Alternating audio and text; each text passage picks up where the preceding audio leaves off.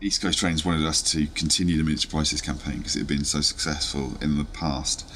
The idea behind the campaign is quite simple, really. It's a miniature world, which is a metaphor for the miniature prices. We've done 3 new ads. The first one is where 2 ramblers are on the Yorkshire moors. The second ad is set in a zoo, and the third ad is set in a museum.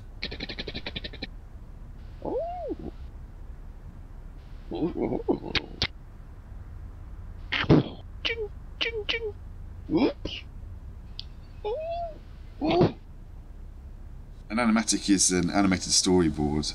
They were very important in this process because it gave us a guide to the timings of the movements. It's not like live action where we can just do another take. Everything has to be pre-planned. Collaboration between the company East Coast Trains, between the advertising agency, between Passion Pictures, goes from an idea for some words on a page to where we are today with kind of 3 different units all shooting at the same time.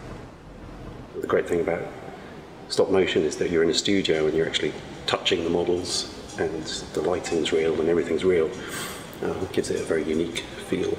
The charm of this job is that the animation is very simple. The actual performance of the characters is meant to simulate somebody playing with little Hornby toys. With the steps of the line, we were able to actually just do that and get a sense of what was going to work.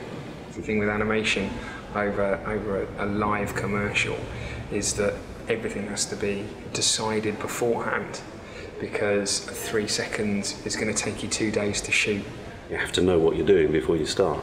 You start at frame 1 and you animate through to frame 100, whereas with computer animation you can go back and refine, so it's a kind of process of iteration, whereas with stop motion you have to have the whole performance in your head before you start.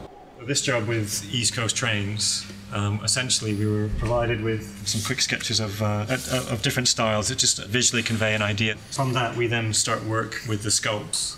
We start with just rough armatures. Bit by bit we start to build it up until eventually we start getting more and more detail.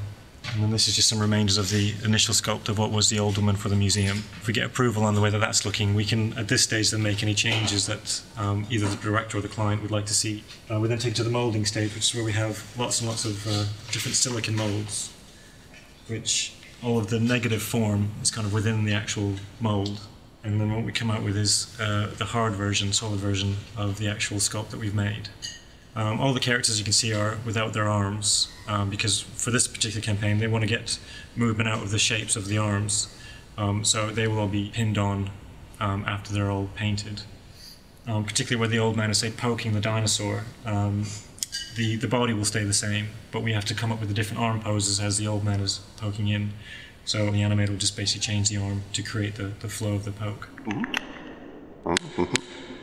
We paint the sequence as a whole. You want to keep a consistency of the colours and how the paint goes on, and usually having one person doing the entire sequence, so again there's not a difference in the slighting change of style of how it's painted. As small as what they are, it's surprising how on the close-ups, the difference can really stand out. It's clever, it's funny, beyond our expectations. It's got humour in it for the first time. It's given us a personality that probably we didn't think we had.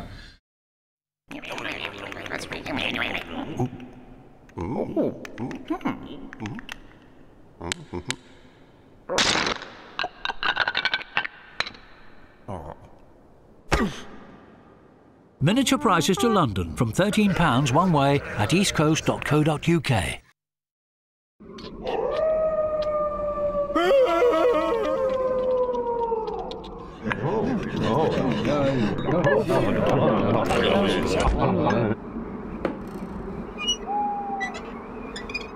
Miniature prices to Yorkshire from £10 one way at eastcoast.co.uk.